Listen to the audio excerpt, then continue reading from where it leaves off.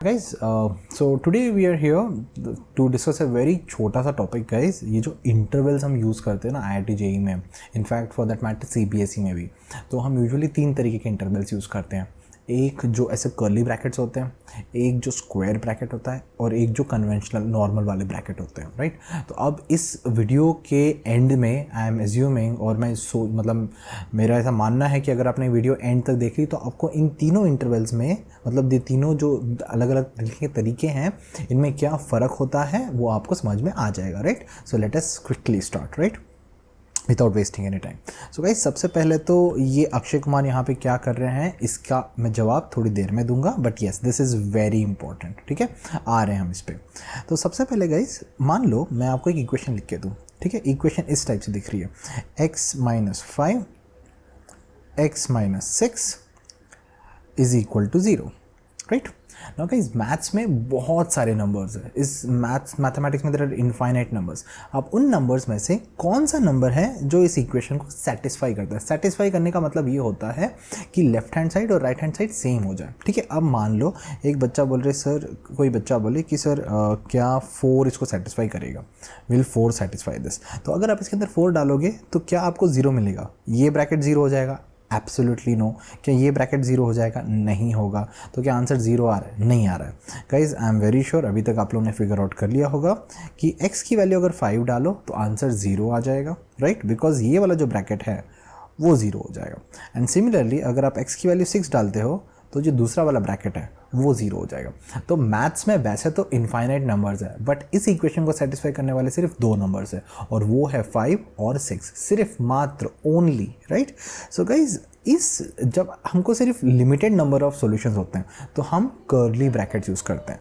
अगर मैं ऐसे कर्ली ब्रैकेट लिख रहा हूँ और मैं 5 और 6 लिख दूँ, तो मेरे बोलने का मतलब है, मैं बोलना चाहता हूँ कि सिर्फ 5 और सिर्फ 6, 5 और 6 के अलावा 5 और 6 के बीच में बहुत सारे नंबर्स है, 5.1 है, 5.2 है, 5.3 है। मैं उन नंबर्स की बात नहीं कर रहा हूँ, मैं सिर्फ बोल रहा हूँ सिर्फ 5 और 6, दैट इज़ इट।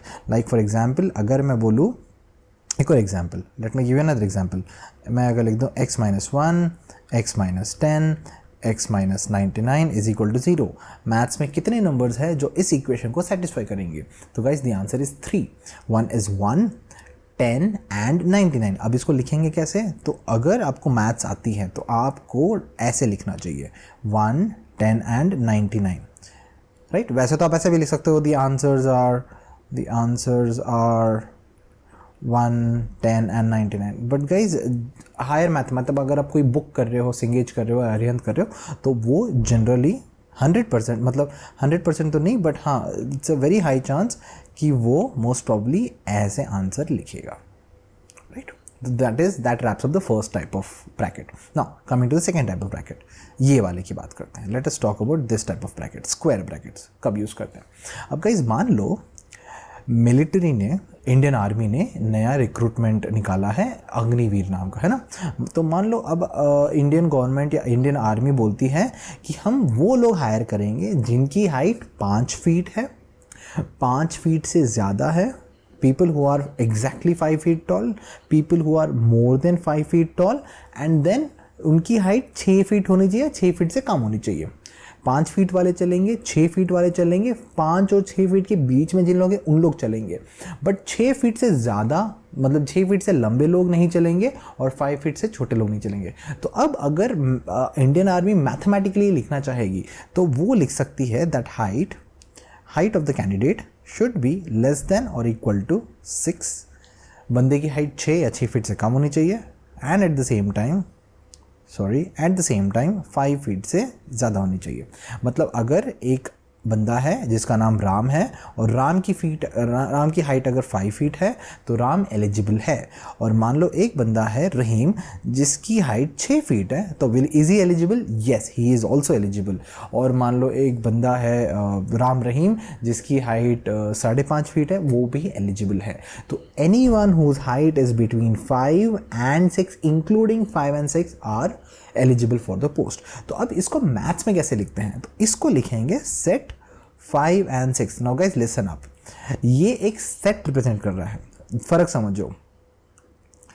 ये रिप्रेजेंट कर रहा है सिर्फ दो नंबर्स 5 और 6, और 5 और 6 के बीच में जितनी वैल्यूज है वो इंक्लूड नहीं हो रही है। पर ये बोल रहा है this set means every number which is between 5 and 6 including 5 and 6, 5 और 6 इंक्लूड करना पड़ेगा। अब मान लो अब नेवी वालों ने भी अपनी एक वो निकाली है, स्कीम निकाली है, जिसके अंदर नेवी वाले बोल रहे हैं कि हमको भी हमारे शिप के लिए बंदे चाहिए, ठीक है, we want people to for maintaining our ships.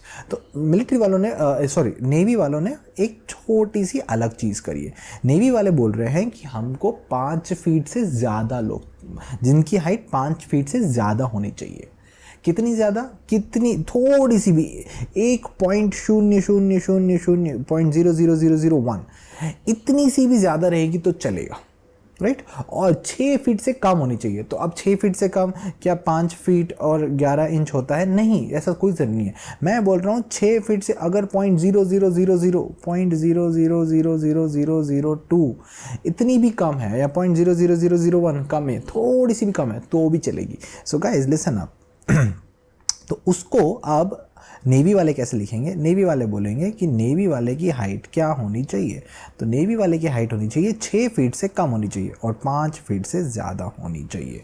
Please understand the difference. तो अब नेवी वाले अगर इस चीज़ को मैथमेटिकली लिखेंगे तो नेवी वाले लिखेंगे open interval 5 and open interval 6। Open का मतलब 5 पे ओपन होना चाहिए, मतलब 5 वाले अलाउड नहीं है, 5 से ज़्यादा वाले अलाउड है।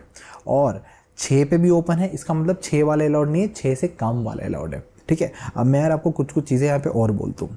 अगर मान लो आपके दोस्त ने मैथ्स करते टाइम, ठीक है, few things that you need to understand.